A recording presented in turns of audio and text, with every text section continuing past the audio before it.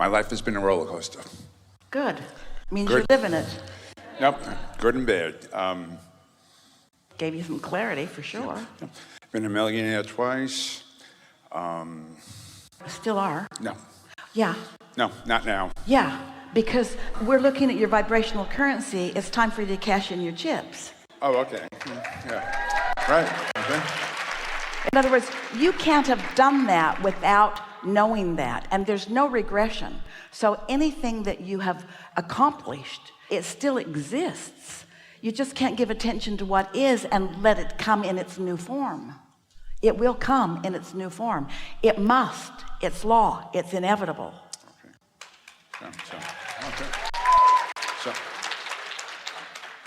So what happened, I manifest a lot. I'm in a job now that might not be my best job, so I told my girlfriend Wednesday night, I think Thursday might be my last day, because we have a long weekend, I could think about it.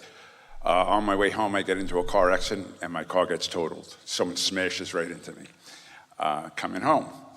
Figured it might be a sign, you know, and I also manifest good things. I don't want you to think it's only something like that. But the big thing, I guess, after being here for the last 24 hours that I really wanted to find out how to is yesterday I walked around the streets for about an hour, just talking to people. And today too, I feel great.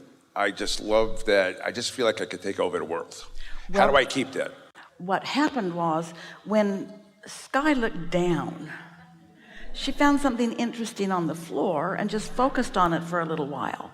And that's what's happening to you as you are moving around. In other words, you're distracted from the beating of the drum that was holding you out of alignment, and your natural resources kicked in, and you regained your balance with your inner being and spoke a lot of things that came directly from your source. In other words, you were looking at the world through those source-colored glasses, so to speak. Think about how you were trending right before the accident.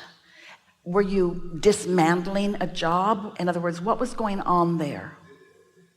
There was a bit of anxiousness. I don't really... But what were the words that you were saying? You said, I said to my girlfriend, I think, what was it that you were saying about your job? Wednesday night I said, this job isn't my perfect situation, both money and physically. Tomorrow might be my last. You're rosing up those words a little bit. Those might have been your words, but what was your vibration about that job? Oh, it was no good. It was no good. You weren't saying, this is not a perfect job. You were saying, this job sucks. Yes, exactly. And let me tell you how it sucks. It sucks so bad I would like to kick it to the curb and kill it, was what was going on in your vibration. If I could stomp it into oblivion and make it cease to be, I would do that if I had the power to stop that from existing. And then what did you say happened? I don't remember now. But that's what exactly. You manifested That was my real thoughts. Yes. Yeah. Yeah. Yeah. And so the accident, the car crash, was a path of least resistance. Your car was totaled. Was anyone hurt? No, she smashed into me. It wasn't it was her fault. Police were there. I was kidding around with the cops and the EMS. So you saying to us, we're just going to play with you a little bit, that rendezvous that destroyed your car was only her point of attraction and not yours? Or were you a perfect match for each other in the moment? Probably a perfect match for each other. Yeah? And so what clarity does that bring to you in light of all that we've been talking about here? I'm a pretty good manifester. I get what I think about whether I want it or not. Correct. I get what I think about whether I want it or not. I should probably try easier ways to manifest. But the thing is, this is the thing that we really want you to hear. Oh, there's never been anyone that we were more decided that we were going to explain something than you right now, because you're not alone in this, and this is really an important conversation to have. You said I'm a manifester, and you are. Of course, everyone is, but you really are. And you are also determined and strong and focused and decided and a hard worker and a facilitator. In other words, you make things happen. That's the way you've described yourself for a very long time. I make things happen, and you do. But having sat through this conversation today, can you feel the important, seems subtle, important difference between making things happen and aligning with the version of what you really want to happen? Because Esther's described herself as you. In the early days, she would say to Jerry, well, I shine in a crisis. And Jerry knew that that was true. Whereas if they ever got their back against the wall, Esther could pull it out every single time, because she didn't need to sleep. She didn't need to eat. She could focus. She could make things happen. She would wrestle to the ground and kill it, but she would make it happen. So Jerry is asking Abraham, what is it? Why does Esther shine in a crisis? And we said, because the crisis makes her focus. And focus is a powerful thing. And you are a powerful focuser. But now feel the distinction between focusing from alignment and focusing from aggravation. Feel the difference between focusing and being inspired, or focusing and being motivated. This is gotta be explaining to you everything about you. In other words, as humans go, and as creators go, and as accomplishing goes, you are really doing extremely well. But you're right, you said the words. There's got to be an easier way to go about it. There's that word again, easier way to go about it. There's a more aligned way to go about it. There's a more consistent way to go about it. There's a more inspired way to go about it. A lot of people are working hard and getting results, and it's hard for them to hear us say, don't need to work so hard. What we want them to hear us say is, work on your vibrational connection. Connect to the leverage.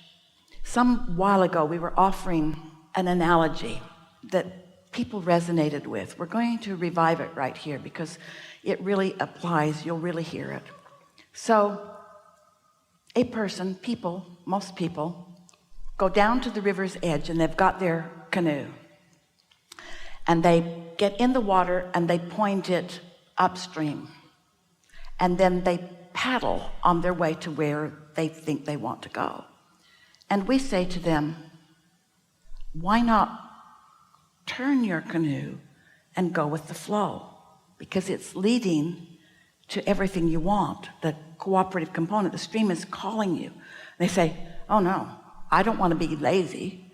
I don't want to be seen as lazy. I'm going to make this happen. And it isn't until they're exhausted that they even consider giving that up.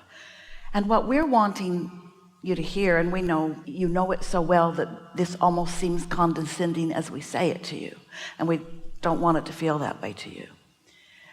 There is a stream that will lead you to what you want, and you've tapped into it often, but just not consistently, because you tapped into it without really understanding all of the conversation around the law of attraction. And now you know something that you did not know then.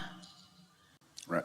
And I think also over the years, at least me and many of us have been trained to, you have to work hard, no pain, no gain, that kind of thing. Nothing is easy to achieve. Well, if that resonates with you. No, it doesn't. I'm just saying that's where the training. We're going to give you some words that sort of kind of sound like that maybe will be a bridge for you. No alignment, no consistent gain. No absence of pain, no consistent gain. No awareness of whether you're pointed upstream or downstream. No clue why what's happening is happening. Choosing ease and flow is choosing alignment. Choosing struggle and hardship is choosing doing it on your own. Now, stay with us.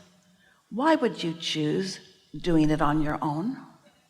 Because so many of you have been taught that you're here to prove to some apparently terrible being that you're willing to struggle enough for happiness. In what world does that make any sense? Feeling what you're feeling now and knowing what you're knowing now, doesn't that seem sort of silly? And yet so many people believe that they must prove worthiness through struggle, when Everything about the universe says opposite. Everything about the universe demonstrates opposite. Every beast in the wilderness, even in your living room, is more tuned to source. And humans call that instinct. We call it alignment. You watch the flock of birds in the sky, not crashing into each other. Who's given the orders? Who's telling them how to line up in this formation? Who is giving them that instruction? Source. And they are all tapped into that. And they are all following their path of least resistance, because that is not something that they've been talking each other out of. They're not up there flying around with each other saying, oh, wait a minute, you got to lead last time. I want to lead this time. They're not doing that. They're following the impulse of what's best for the whole. They don't feel shortage consciousness. They go where the food is. Words don't teach. But as you have willingness to focus, as you all have had today, and you focus upon the words that are emanating here, and you feel the resonance or not, you feel what you feel about it, your own life experience that you recall and that is still coming will demonstrate the harmony of these words. And it's only through an application, a sincere desire to feel good, that you will be able to show yourself that you have true power. You can make it happen. You've shown yourself how strong you are. You can make it happen anyway.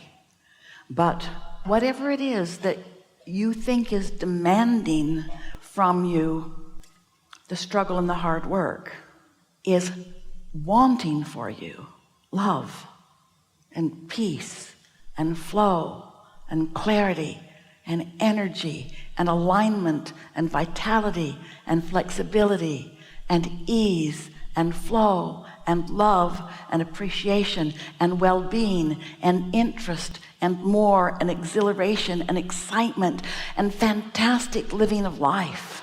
So follow those good feelings as best you can and watch far more than you have ever accumulated before.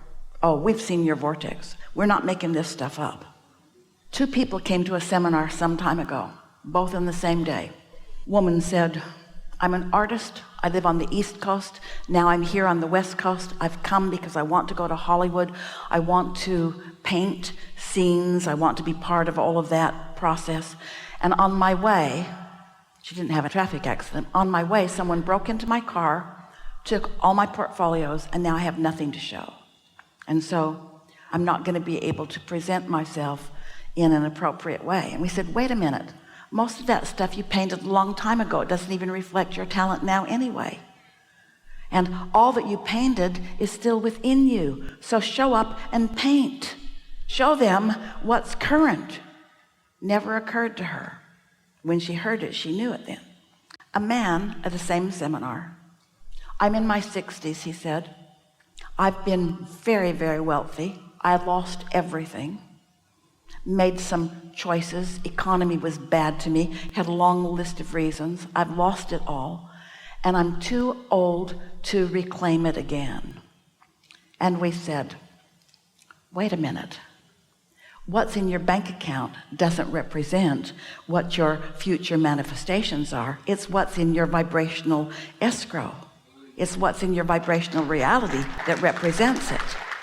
And so if you're lamenting the losses, you can't cash in your chips. But if you're basking in the knowledge that you hold, very often people come to these seminars who have been here before, and sometimes a person will be in the seat and they'll say, this is my 5th time or this is my 6th time. And it makes others in the audience very angry with them and with us, so we keep picking the same ones. But you know why they light up? Because they want it and they expect it. And so there's no resistance within it, which makes them a cooperative component, and it makes us a cooperative component. You see what we're getting at? Never worry about what's coming for you. Just go get it by following the thoughts that feel good.